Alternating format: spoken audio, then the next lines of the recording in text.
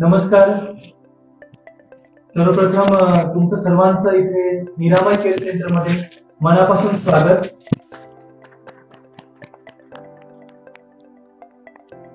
आहे निरोगी जीवनाची आस तर धरूया निसर्ग विद्या निकेतनची कास. खूप सुंदर स्लोगन इथे आहे. आणि आज आपल्याकडे निसर्ग विद्या निकेतन नाशिक श्रीमती पुष्पाताई चॅरिटेबल ट्रस्ट अंतर्गत जे निसर्ग विद्या निकेतन म्हणजे महाराष्ट्र शासन प्राप्त हा एक योग निसर्गोपचार सर्टिफिकेट कोर्स चालतो. आणि हा कोर्स नाशिक मध्ये चालतो आणि त्याच्या संचालिका आहेत प्राध्यापिका डॉक्टर तस्मिना शेख. आपण त्यांचं स्वागत करूया आपल्या निरामय केअर सेंटर मध्ये. त्यांनी दरवेळेस हा सुंदर कोर्स नाशिक मध्ये रनअप करत आहेत आणि इंटर्नशिप साठी तिथल्या सर्व विद्यार्थ्यांना दरवेळेस निरामय केअर सेंटर मध्ये घेऊन येतात. सुंदर कोर्स त्यांनी रनअप केलेला आहे ज्याच्यामध्ये योग आणि निसर्गोपचार हा लोकांपर्यंत पोहोचवावा आणि विना औषधी उपचार होऊन प्रत्येकाने निरोगी आयुष्य जगावं हे त्यांच्या केंद्राचं अभिलाषा निसर्गोपचार केंद्राचं मेन मोटो आहे. सर्वप्रथम मी डॉक्टर तस्मिना शेख यांना विनंती करतो की त्यांनी आपल्या ज्या दिग्गज विद्यार्थी आहेत त्यांची थोडीशी ओळख करून द्यावी आणि त्यांच्या कोर्स बद्दल पण माहिती सांगावी की जेणेकरून इतर लोकांपर्यंत त्याचा प्रसार होईल आणि त्यांच्या कोर्समध्ये वेगळं काय वैशिष्ट्य आहे की जे कोर्स घेत आहेत ते पण त्यांनी आम्हाला माहिती द्यावी की जेणेकरून आमच्या निरामयच्या फेसबुकच्या पेजच्या माध्यमातून इतर लोकांपर्यंत पण ते पोहोचेल. मी डॉक्टर तस्मिना शेख यांना विनंती करतो की त्यांनी थोडक्यात या कोर्सची माहिती द्यावी. पण मला सांगायला आनंद होईल की डॉक्टर तस्मिना शेख या जवळजवळ पीएचडी लेवलचं त्यांनी निसर्गोपचारामध्ये काम केलेलं आहे. आता सध्या पीएचडी पण त्या करत आहेत. इतकंच नाही तर योग तज्ञ आहेत, योग शिक्षक वर्ग पूर्ण केलेला आहे आणि गेल्या 5 वर्षापासून त्यांनी हजारो रुग्णांना निसर्गोपचाराच्या माध्यमातून योगाच्या माध्यमातून काउन्सिलिंग करून पूर्णपणे बरं केलेलं आहे. तर मी त्यांना विनंती करतो की त्यांनी हा जो कोर्स आहे या कोर्सची माहिती सांगावी आणि त्या कोर्सचे ऍडमिशन प्रोसेस कसे आहेत ते पण आम्हाला कळवा. धन्यवाद. खूप खूप धन्यवाद सर. खूप सुंदर एकदम 2 मिनिटातच त्यांनी पूर्ण निसर्ग विद्या निकेतनची माहिती तुमच्यापर्यंत इतक्या सुंदर रीतीने दिली आहे की डॉक्टर योगेश सदगीर ज्यांच्या आपण याच्यात निरामय केअर सेंटरमध्ये आलेलो आहोत त्यांची जे मार्गदर्शन मला मिळाले आणि त्यातूनच हे निसर्ग विद्या निकेतनचं जे बी आहे ते फुललेलं आहे हे सांगण्यात मला कधीच कुठेही वाटणार नाही. सगळ्यांपर्यंत ही बातमी पोहोचो त्याला मी आवर्जून तुमच्यापर्यंत विद्यार्थ्यांना सांगू इच्छिते की योग असो की निसर्गोपचार असो की आयुर्वेद असो आमच्या डॉक्टर MD योगेश सदगीर सरांचा मार्गदर्शन सातत्याने सर्व विद्यार्थ्यांना लाभतं. आणि ह्या केअर सेंटरमधून आमचे जे विद्यार्थी आहेत ते इंटर्नशिप घेतात, मार्गदर्शन घेतात. नाविन्याने त्यांना काही नवीन करण्याची इच्छा असली तर सतत सरांचं मार्गदर्शन असतं आपल्याला. आता इथे जे विद्यार्थीगण तुम्हाला लाभलेत सगळ्यांची वेगवेगळी उद्दिष्ट घेऊन तुम्ही इथे आलेला आहात. त्यामध्ये सरांचं नाव आहे नवनाथ ढगे सर जे पॉलिटिशियन पण आहेत आणि निसर्ग तज्ज्ञ म्हणून त्यांना पुढे समाजाची सेवा करायची आहे म्हणून ते इथे आहेत. त्यांनी स्वतःची बाकीच्यांनी सांगायची त्यांची काय काय आहेत. मॅडम आमच्या निसर्ग विद्या निकेतनला आता सध्या थेरपिस्ट आणि पूर्ण तिथला सेंटर हेड म्हणून काम बघत आहेत. त्या निसर्ग योग तज्ज्ञ आहेत डॉक्टर ज्योती अंडासकर. त्या पंचमहाभूतातून कशी होते हे शिकवलं जातं सर ह्याच्यामध्ये महत्वाचं. आणि 5ही तत्व वापरून निरोगी आयुष्य जगता येतं. आणि तुम्ही आता बघितलेलंच आहे की आपण सरांनी तुम्हाला त्याचं स्लोगन सांगितलेलं आहे. आणि आहार ही औषध आहे हे महत्वपूर्ण आपण ते घेतोय. एक वाक्य जे आहे याचा ब्रीद असं धरूया आपण की आहार ही औषध आहे आणि त्यातून सुद्धा आपल्याला खूप निरोगी आयुष्य आपल्याला जगता येतं. तेही इथे त्यांना तुम्हाला शिकवायचं आहे. शिकून तुम्ही त्याचा वापर कसा करणार स्वतःसाठी, आपल्या परिवारासाठी, समाजासाठी आणि मग आपोआपच आपण पूर्ण आपलं जे राज्य म्हणा, मग देश म्हणा, मग पूर्ण आपलं जग म्हणा त्यापर्यंत आपण पोहोचू शकू असा आपला प्रयास असेल. सरांनी सांगितल्याप्रमाणे आपलं जे केंद्र आहे त्याचं काय वैशिष्ट्य, ते दुसऱ्यांपेक्षा वेगळं का, हे मला सांगायचं आहे तुम्हाला.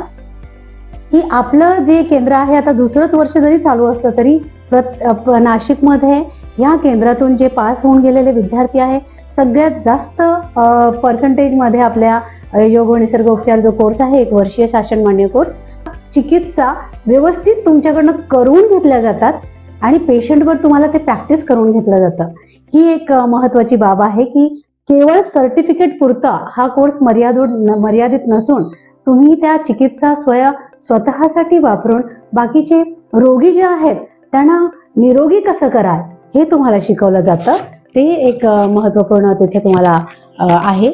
ह्या सेंटरमधून बाकीच्या सेंटर्सला व्हिजिट करून तिथे तुम्हाला इंटर्नशिपची सोय करून दिली जाते आणि खरं म्हणजे कुठे कुठे या कोर्समधून तुम्हाला रोजगार उपलब्ध कसा होईल, अर्थार्जन कसे होईल हे सुद्धा तुम्हाला वारंवार समजावून शिकवले जाते आणि संधी जिथे उपलब्ध असतील त्या संधी तुम्हाला तुमच्यापर्यंत पोहोचवल्या जातात. म्हणजे त्यांना अर्थार्जन पण करायचं आहे, सेवाभाव पण आहे आणि काहीतरी मिळाल्याशिवाय फक्त सेवा करणं कितपत योग्य आहे तर ते तुम्हाला ह्याच्यातून काढलं जातं. तर ह्या पद्धतीने वैशिष्ट्य म्हणजे 5ही ज्या आपल्या महतत्व आहे आपल्या आणि पुरुष आणि प्रकृतीपासून मिळालेलं आपलं महत्त्वापासून आपलं 3 तत्व रज सत्व आणि आपलं मेन आहे तम.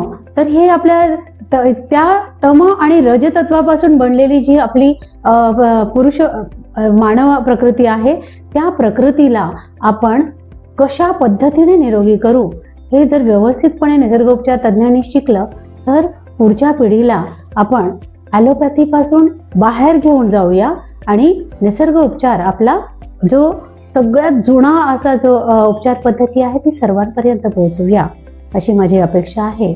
म्हणून हा कोर्स जो आहे अगदी शेवटच्या जे लोक आहे तिथपर्यंत हा पोहोचवावा अशी माझी परत आशा आहे. धन्यवाद. सरांकडून मला अपेक्षा आहे की त्यांनी संक्षिप्त रूपामध्ये निसर्ग उपचाराचे महत्त्व या विषयावर त्यांनी बोलावं. धन्यवाद. छान माहिती दिली तुम्ही आणि तुमचे चेहरे बघून खरंच निसर्गोपचार तज्ञ तुम्ही वाटता. प्रसन्न वाटतं. तुमच्याकडे बघितल्यानंतर आम्हाला प्रसन्न वाटतंय. निसर्गोपचार काय आहे, त्याच्यात काय काय असतं, म्हणजे पंचभौतिक चिकित्सा असते, जलपाणी उपचार, हे काय मी सांगणार नाही. पण आता तुम्ही बघत असाल तर आजार तर वाढतातच. म्हणजे MBBS डॉक्टर्स पण होत आहेत, BMS डॉक्टर्स पण होत आहेत, BHMS पण होत आहेत, योग तज्ञ होत आहेत, भरपूर सारे मेडिकल कोर्सेस असताना सुद्धा निसर्गोपचाराकडे लोक वळतात. म्हणजे आता तर तुम्ही मध्यंतरी बघितलं असेल की नीट एक्झाम द्यायला किती प्रॉब्लेम झाला. त्याच्यात ही लोक MBBS होणार आहेत आणि मग ते पुढे जाणार आहेत. म्हणजे पुढे जाताना ते स्वतःच किती स्ट्रेसमध्ये असणार.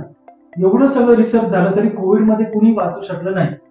त्यावेळेला आपण जर बघितलं असेल तर लोक म्हणायचे ना ज्यांनी काढे घेतले ते वाचले. ह्या सगळ्या गोष्टी थोडक्यात म्हणजे काय तर आयुर्वेदामध्ये जो श्लोक सांगितलाय, समदोषास कुमारनिश्चय समधातु मलक्रिया प्रसन्न आत्मेंद्रिय मना स्वस्थ इति अभिधीयते. योग आणि निसर्गोपचार हे मनावर काम करते. आयुर्वेद जे आहे ते मनावर काम करते. मग मनावर काम करणारं शास्त्र जिथे असेल तिथे उपचार निश्चित चांगले होणार. जेव्हा मी MD केलं तेव्हा मी सायमल्टेनियसली निसर्गोपचाराचे आणि योगाचे कोर्सेस केले. त्याचं कारणच तेच होतं की बऱ्याच वेळेला लोकांना काढे चूर्ण हे घेताना खूप कंटाळवाणं वाटतं, बऱ्याच वेळा ते खर्चिक पण वाटतं. मग असं काहीतरी कोर्स आपण बघत होतो की त्याच्यामधनं अजून सोपं लोकांना इझी आपण कसं देऊ शकू म्हणून आम्ही निसर्गोपचाराचे कोर्स केले. डॉक्टर होण्यासाठी 12th सायन्स करावं लागतं, मग कुठेतरी त्याला डॉक्टरशिप मिळते. आणि इझिली जेव्हा तुम्हाला डॉक्टर तुमच्या नावापुढे लागणार आहे असं म्हटल्यानंतर तुम्ही बेफान होऊन जातात. म्हणजे निसर्गोपचार केल्यानंतर तुम्हाला वाटेल ते तुम्ही उपचार करायला सुरुवात केली जाते.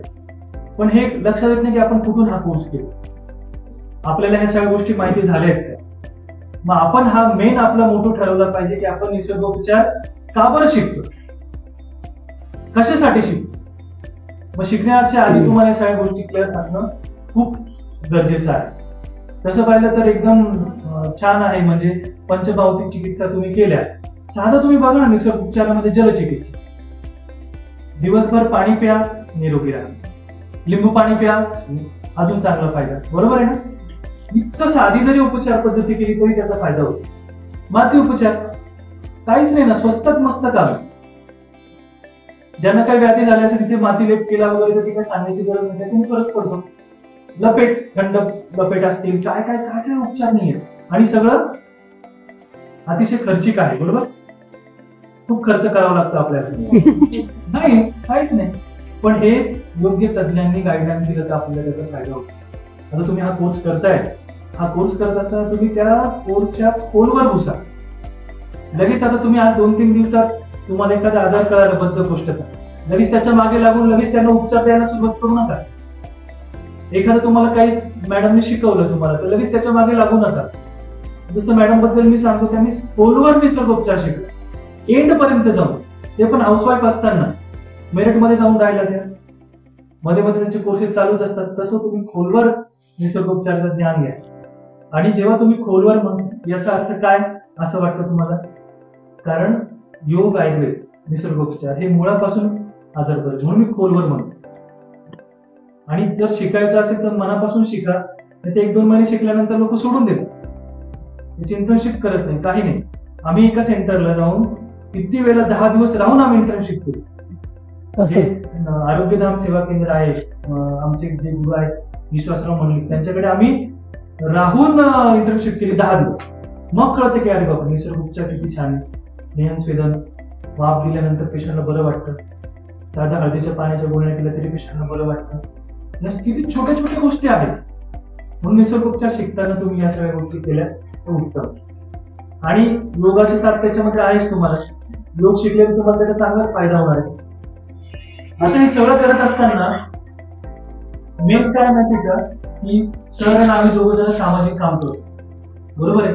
तुम्ही समाजासाठी किती करा, शेवटी एक चूक झाली की समाज काय म्हणतो, सर तुम्ही कशाला समाजकार्य करता? पण अर्थार्जन करत असताना तुम्हाला त्या पद्धतीने पण त्याचा योग्य दिशेने तुम्हाला वाटचाल करता आली. सेटअप असा बनवा की तो उत्तम वाटत. कुठे कानाकोपऱ्यात जाऊन सेटअप तयार करू नका. छान त्याच्यामध्ये अभ्यास करा, छान उपचार पद्धती शिका आणि मग त्याचं संगोपन करा. खूप सुंदर आहे निसर्गोपचार. आतापर्यंत आम्ही आमच्या निरामय केअर सेंटरमध्ये सुद्धा आणि इतर ठिकाणी पण आम्ही आयुर्वेदाच्या बरोबर निसर्गोपचाराने खूप सारे पेशंट आम्ही बरे केलेले आहेत. आणि आतापर्यंत खूप सारे पेशंट निसर्गोपचारच पाहिजे म्हणून आमच्याकडे येतात. फक्त परत मला मॅडमने काय सांगितलं की लोकांना पेशन्स नाही, लोकांना वेळ नाही. त्यांना तुम्ही सांगितलं ना रोज हे करा, त्यांना वेळ नाही. आणि सगळ्यात पहिले खोटं बोलण्याची खूप सवय असते. आहार विहार चुकता निसर्गोपचार काहीच करू शकत नाही. सगळ्यात पहिले निसर्गोपचाराचा मोठा नियम आहे की तुम्हाला आजार का बरं होतो.